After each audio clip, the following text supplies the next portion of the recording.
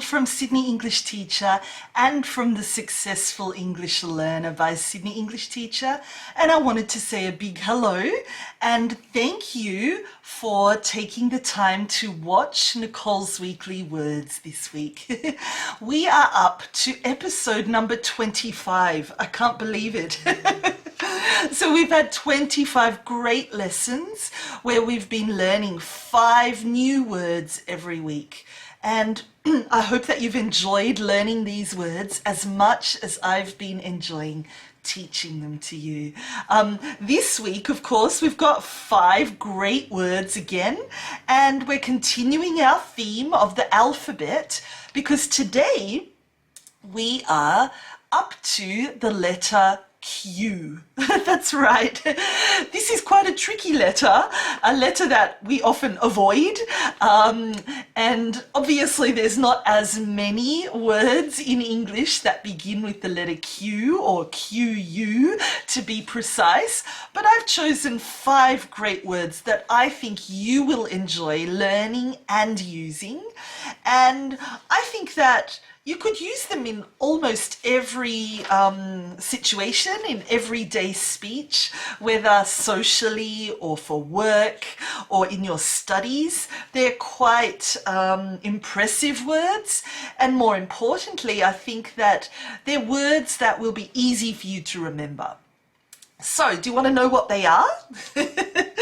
We've got the word quiver, quirk, quintessential, quarrelsome, and quest. So don't stress too much. I will pronounce them nice and slowly, nice and clearly for you, and I will give you a detailed explanation of what each of these words mean, and more importantly, lots of example sentences so that you can see how they are used and try to use them by yourself. Before we begin, don't forget that I will be uploading the worksheet for today's episode over in my Facebook group, The Successful English Learner. So if you're not a member yet, please do join that free learning group. Not only is Nicole's Weekly Words there, but so much more learning value, amazing daily learning content there to help you develop all skills of the English language.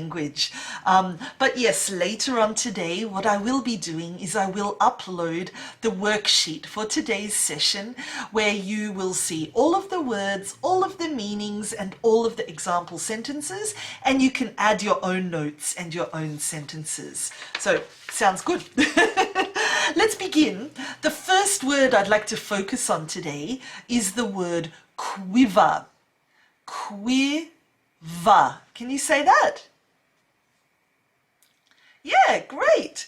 So the word quiver, it's a bit of a tongue twister, but if you know that it's just 2 syllables, qui and va, then it's not so hard. So what exactly does this word mean? Look, we use the word quiver when something shakes or moves very, very slightly, only a little bit like this. We often use the word quiver when we're describing a person, perhaps their lips, for example, and when they are feeling really, really strong emotions about something, their lips often quiver just before they're about to start crying, or when they're really, really trying hard to hold back the tears, to stop the tears from coming. So you often see little children and their lip like that quivers just before the tear explosion begins. So look, quiver is another way of saying tremble, if you've heard of that before. Both of those words mean that slight movement, but tremble is more used when you make that movement because of the cold, whereas the word quiver is used for that slight shake or that slight movement because of emotions, okay? So Yeah, you're shaking or moving like that because of a strong emotion that you feel. You know, something shakes with small, fast movements. And yeah, it could be because of a strong feeling of anger or a strong feeling of excitement or perhaps even a strong feeling of fear. You're afraid. So yeah, this happens, this movement, I suppose, happens automatically without you wanting it to, because you are strongly affected by this emotion. You know, this emotion is physically having an effect on you. And one of the, what should I say, results or side effects is that you quiver. A part of your body is shaking very quickly, very slow, very quickly, very slightly, and you're unable to control it. Yeah, look, it could also show, what should I say, a change in your appearance, you know, when something is moving physically, but it can also be by the way you sound. You know, if you quiver, you could, your voice could quiver. You know, someone could hear your voice like that, quivering, again because of a strong emotion, maybe nervousness or fear, something like that. Yeah, so that's quiver. I hope that's nice and clear. I've gone on and on and on about it. Some examples. Her bottom lip quivered as she fought off the tears that were welling up in her eyes. Or the little boy quivered with fear when he couldn't see his mother in the large crowd of people. Oh, poor boy. Or what a great actor. He is so talented to be able to make his voice quiver with rage while he's on the stage. You know, he really brings this role to life. So there you go, some examples. Let's move on to number 2. The next word I've chosen for this week is the word quirk. Quirk. So it's like work, I suppose, but you're putting a k in front. Quirk. Your turn. Yeah, that's how you pronounce it. Quirk. Well done. So look, a quirk is a strange or maybe a peculiar aspect of a person's personality, of a person's character, of a person's behavior. So it's something that is a little bit different to the norm, different to other people. And for that reason, it stands out. People are aware of it, you know. It's a little bit odd, I suppose. That's as simple as we can make it. So a quirk is something different to others. It's a bit strange. It stands out. People notice it because it's not the same as everybody else. It could be an unusual habit, you know, something that you do or enjoy that's a bit strange. It could be an unusual type of behavior, you know, the way you behave might be a little bit weird, different to other people, or it could even be part of your personality. You know, your personality might be completely different to other people and not expected, I suppose. So, you know, it's something that others don't normally do, don't normally say. It's the way perhaps that others don't normally dress or don't normally look. That is a quirk. It's a little bit strange or maybe unexpected. You know, if you see a person who has pink hair, that could be a quirk. You know, they're showing their personality through the color of their hair. Or if you see someone who, I don't know, maybe they always whistle before they give a speech because they're nervous. That could be a quirk as well. It's part of their personality and it helps them. There's lots of different examples of quirks. I'm sure you have many quirks. I have many quirks. It's really just what makes us different and stand out from everybody else. Some examples. Everyone has their own unique quirks. You just have to get used to them. Or she has always been fascinated by people's quirks and has been drawn towards people who are a little bit different. Or don't worry about it too much. Everyone has their little quirks. There you go. The next word that I'd like to talk about today is the word quintessential. Quintessential. Quintessential. Can you try? Quintessential, that's right.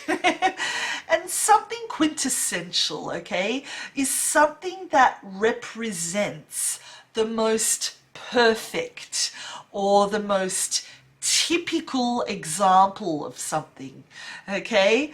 It is a really typical example of something, or it's the most important part of something. It's something that is representative of either a person or a thing or a place even. So something quintessential is really typical, I suppose. It represents this thing or this person or this item or this maybe experience or place. It's typical. Does that make sense? So it's not a quirk. It's not something that's completely different and unique or strange. It is something typical, something that represents this particular point. Does that make sense? I'll give you some examples. I think it's easier. This is a quintessential little French village full of charming people and hidden beauty around every corner. So there we're just saying that this is a typical French village, so beautiful and filled with lovely, lovely people. Or he can only be described as a quintessential family man, always willing to help and happy to play with his children whenever he can. Oh, sounds so good. Number 3. Everyone thinks of him as the quintessential actor, representing what is possible if you work hard and if you never give up on your dreams. Oh. So there you go, the word quintessential. It's a good one. Number 4. This is another good one. This word is quarrelsome. Can you pronounce that? Quarrelsome. Quarrelsome. Your turn. Yeah, quarrelsome. Well done. So look, a person who is quarrelsome is someone who always argues with everyone, okay? Quarreling or arguing is part of their personality. They need to argue or they need to disagree with others. They just can't help it, you know? That's normal for them. That's natural for them. It's part of who they are. They just need to pick a fight with other people or to give the opposite opinion to others. You know, for them, it's almost impossible to agree with other people. And to have a nice, normal conversation, I suppose. So if they're quarrelsome, they almost always have to start an argument. It's part of their personality. They might not want to, but it just happens, you know. If they're quarrelsome, it's just part of who they are. It's a personality trait, I suppose. Yeah, so quarrelsome. You argue, you disagree, you, what should I say?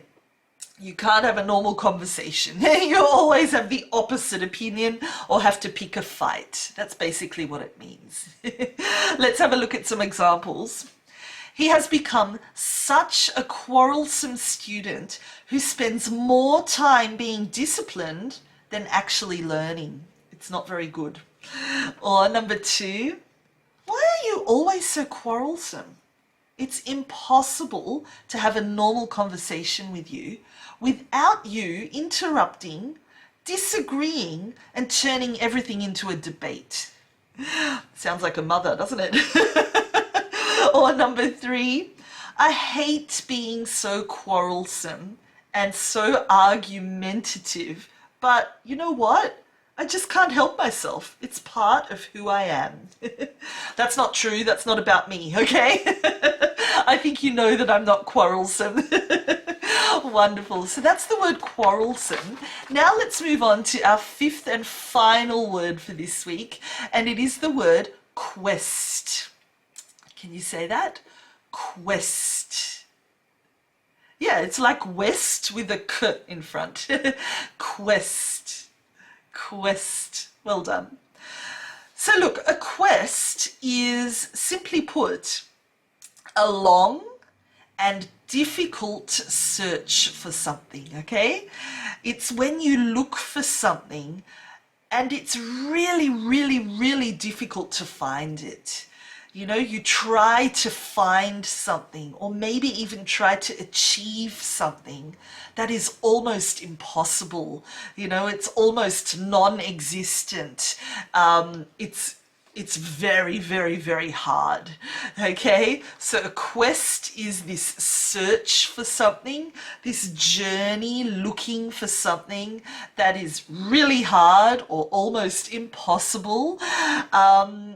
Or it is your journey, I suppose, in achieving something that is really hard or almost impossible. Let me give you some examples. And I'm sure you've all been on a quest. Number 1, nothing will stop her in her quest for the truth. Her brother was wrongly accused and punished, and she is convinced that the truth will set him free. What a good sister. Number 2, in her quest for physical perfection, she spends hours at the gym every day in the hope of achieving her dream body. Well, that's definitely not me. I can think of much better things to do with my time. Number 3, scientists have had another breakthrough in their quest to find a cure for cancer. Oh, I really hope that's true. Number 4, I'm not sure he will ever find the answers in his quest for the meaning of life. There you go.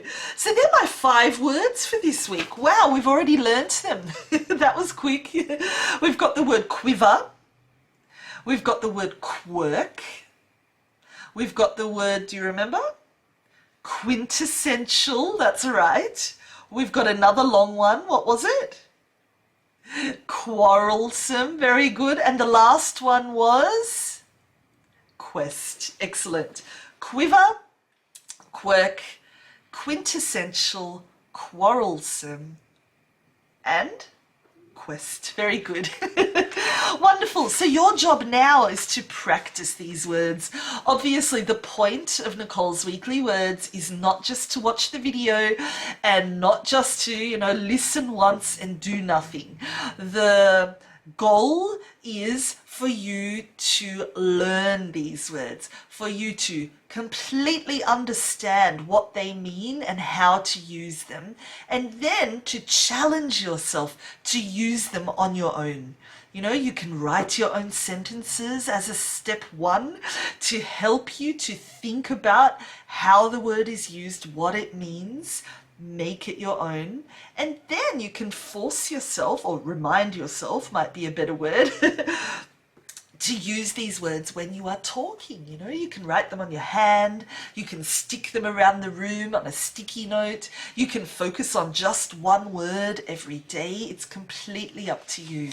But you've got 5 great words there to keep you busy this week, and I'd love it if you could print out the worksheet, watch the video again, take notes as you're reading my notes, write your own sentences, and then share those sentences with me. I'm more than happy to read them.